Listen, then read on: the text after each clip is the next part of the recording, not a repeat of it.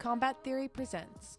The root word of culture is cult. Yeah. So there are cults of everything. I think that what happens is the only difference between religion, martial arts, and a cult really is the intent of the leader. Like, if you look at martial arts, I'll give you like a comparison, like a side-by-side. If you were to walk, I'm not sure what your religion is. I'm not really talking about religion, but just a comparison of how close they are. Have you ever been to a Catholic Mass? Sure. All right, so most people at least once throughout their life have either seen one on TV or walked into the one themselves. Now, there are different types, right? There are different types of religions, but a lot of them are really similar this way. If you walk into a martial arts facility, doesn't matter what the art is, they either usually, most, have this ritual where you either bow in at the door or you bow in at the mat. Some require you to do both. So you might bow in at the door, you might bow in at the mat, or you might do both. Catholic Mass is really similar to where you walk in and there might be a little holy water right there at the front. Sure. And you might, for lack of better words, anoint, right? Yeah, of course. And then walk forward. And then most Catholic Masses, you will take a knee at the pew, anoint, and walk forward. So some don't have that holy water, some do. So very similar to martial arts. When you walk into the Catholic Mass, everyone is on one side of the room, and the leader is at the front, the figurehead. When you walk into a martial arts facility, usually everyone's on one side of the room, leader in the front. Keeping going down that path, if you look at a Catholic Mass, behind whoever's in charge is usually a stained glass, a picture, or a statue of Jesus Christ. Yeah. If you look at martial arts, usually behind the instructor is a picture of the instructors who came before him, or at least honored in some way at the school. Then there's a point in jiu-jitsu, most classes anyway, or martial arts in general, where you shake each other's hand. You walk, hey, guy, man, good job. Usually when class is over. There's a part in Catholic Mass where everybody stands up and shakes each other's hands. Peace be with you. Peace. So what's the difference? Like, if these rituals are almost identical, almost to a T identical, and the only difference is that a religious leader is there to teach you religion. That's their job. Their job is not to get from you. And most of the time, most religious practices are just donation-based. So they're not even requiring any type of payment from you.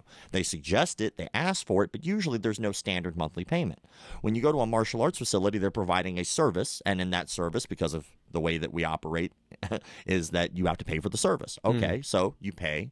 But then their intent is to teach you martial arts. That is it. What happens is, unfortunately, what people wind up doing with martial arts is they wind up looking at a martial arts instructor and requiring more of them than they're qualified to do. Sure. A martial arts instructor is not your mentor.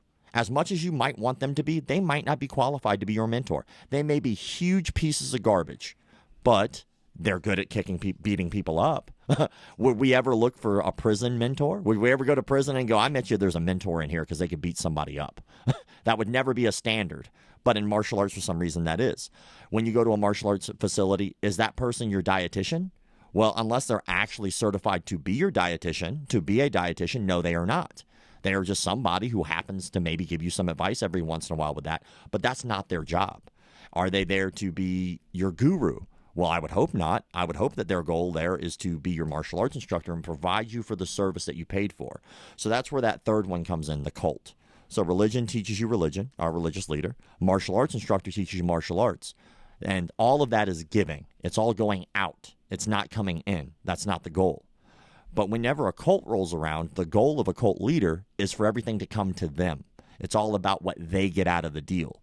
And so whenever I start to see things like the term créance, that's a very selfish term, because basically what's happening is that leader has said, you're doing something that I don't like.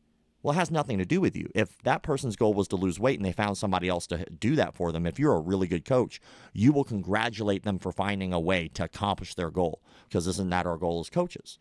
Help them get to their goal. And so it's very scary how easy it is for an instructor to become a cult leader, or even worse, the school itself creates a cult of personality and makes a cult because they assume what the leader wants instead of actually being direct. And that's scary. But that's how they draw lines in the sand, I guess.